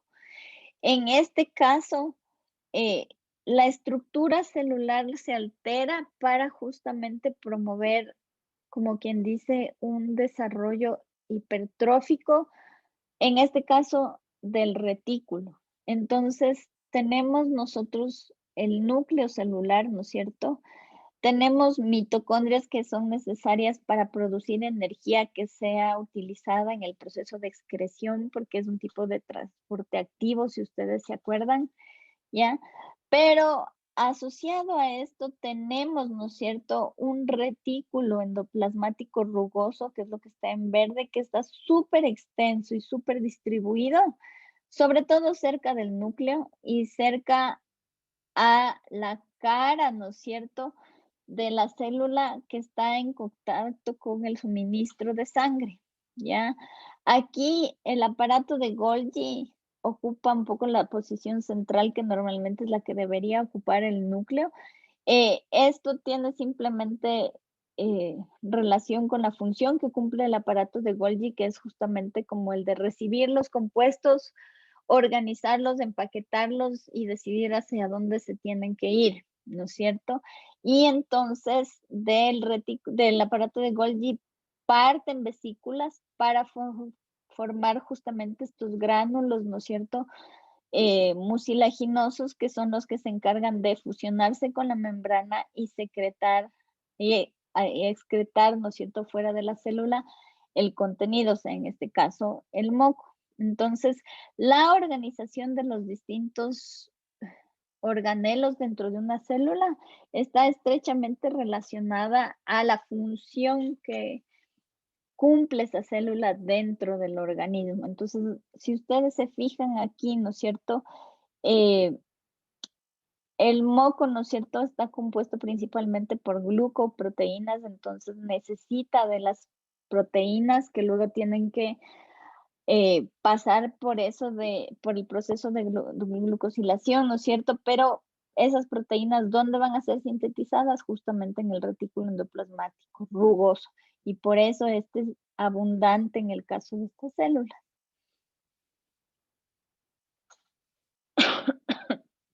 Entonces, dentro de la célula en general, las proteínas van a ser sintetizadas gracias a los ribosomas que pueden leer, ¿no es cierto?, el mensaje del ARN mensajero, pero esto ocurre en dos partes súper diferentes de la célula, ¿ya?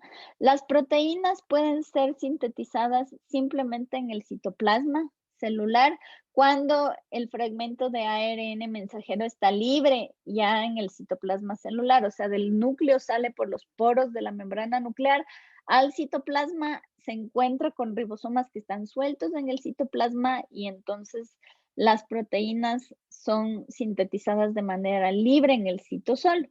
Esto pasa específicamente con las proteínas que están destinadas a permanecer en el citoplasma o en el citosol. Pasa también con las proteínas que forman parte de la cara de las membranas que está expuesta al citosol, ¿ya? Entonces, hay una simetría, si ustedes se acuerdan, en la composición de la membrana externa e interna, tanto de la célula como de los organelos. Entonces, si hay proteínas que tienen que formar parte de la cara que va hacia el citoplasma, esas proteínas son sintetizadas directamente en el citosol, pero hay un montón de proteínas que son sintetizadas dentro del retículo endoplasmático. Entonces, en este caso, ¿qué es lo que pasa? El fragmento de ARN mensajero, ¿no es cierto?, se va a asociar a los ribosomas que están embebidos en la membrana del retículo endoplasmático rugoso y la proteína que se va sintetizando es una proteína que poco a poco queda cargada dentro del lumen, o sea, en el tanque que van formando las membranas del retículo endoplasmático, ¿ya? Estas proteínas son proteínas que, por ejemplo, van a ser secretadas hacia afuera de la célula en vesículas. Este es el caso también, por ejemplo, de proteínas de la membrana que quedan expuestas hacia el interior de la membrana. Y también es el caso de las proteínas que son parte de la membrana celular, ¿ya? Después de los dos retículos, el siguiente elemento del conjunto de endomembranas que está asociado es el aparato de Golgi, ¿ya? Este fue nombrado simplemente en honor al médico italiano Camillo Golgi, y el aparato de Golgi está constituido por conjuntos especializados de membranas que están como apiladas una encima de la otra y que son como derivaciones del retículo endoplasmático, ¿ya? Entonces son como bolsitas o cisternas, ¿no es cierto?, aplanadas formando estas estructuras particulares que ustedes ven aquí. Entonces aquí se ve un poquito más aplanado, aquí se ve un poquito más disperso.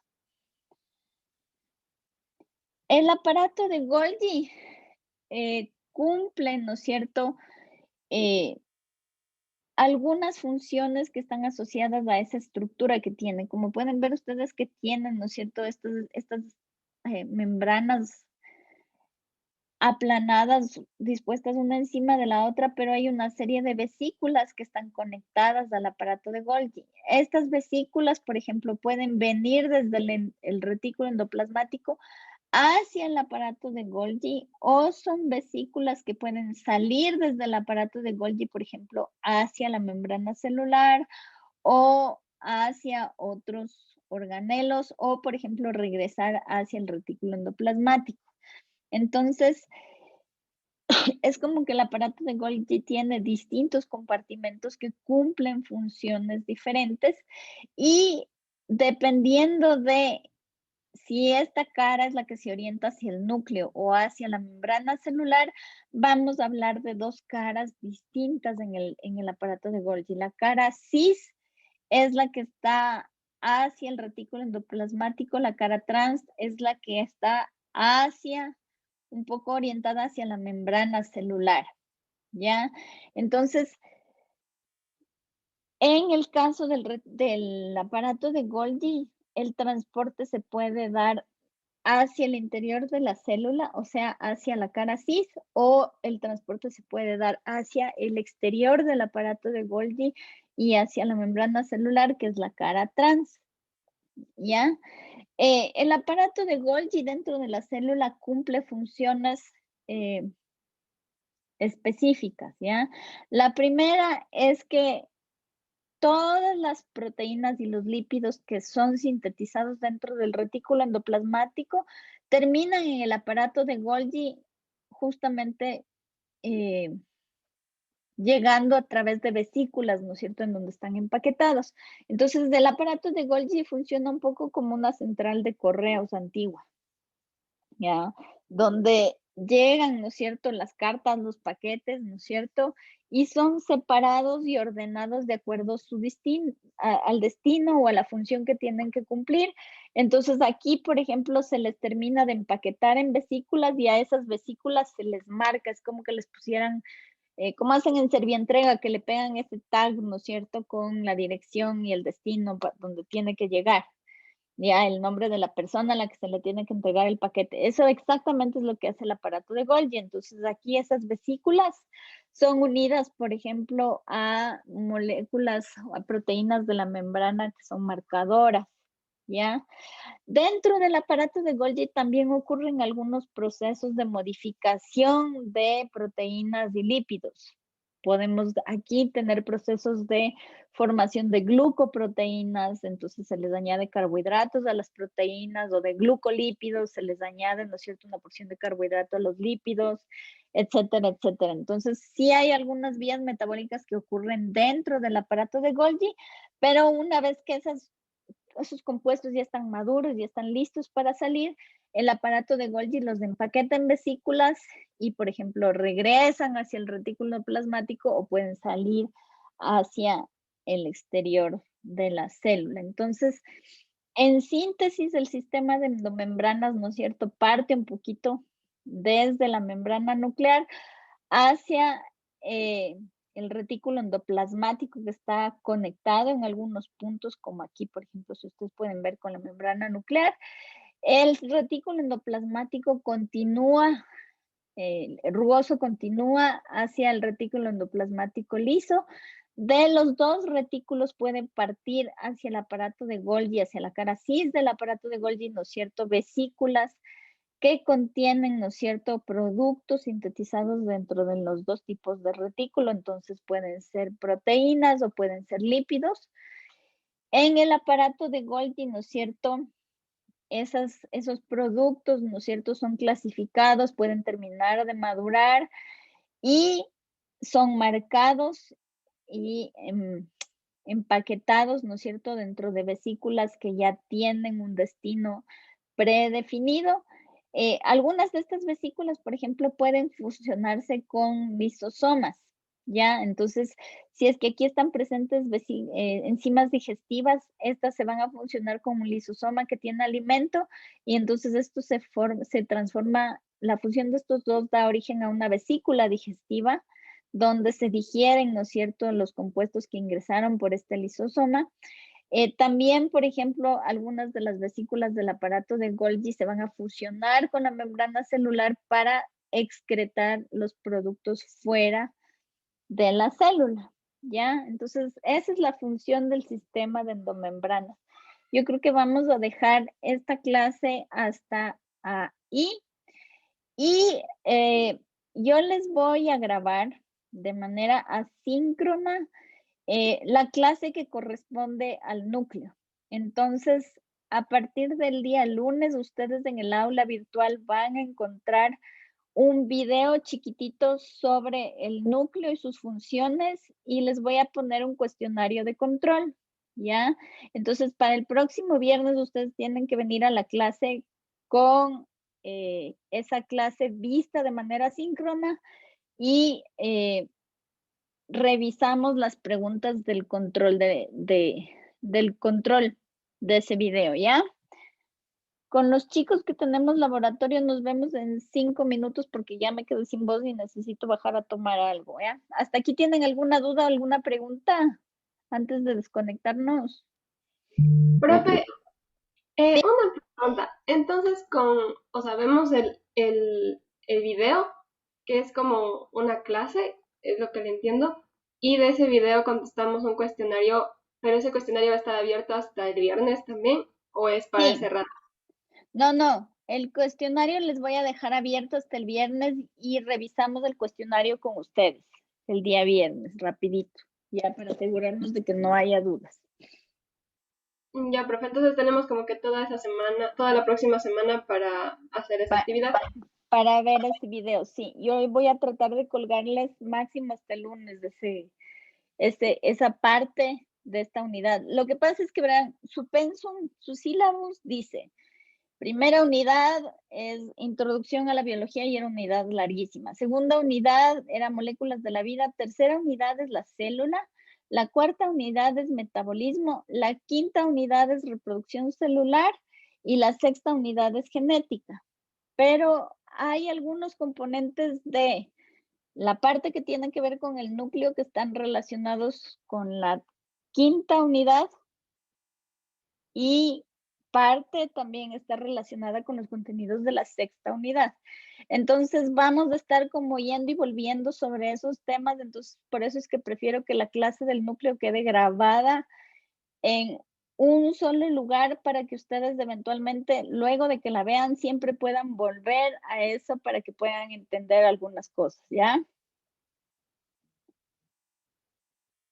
Ya, pero Listo. entonces sería Nos vemos.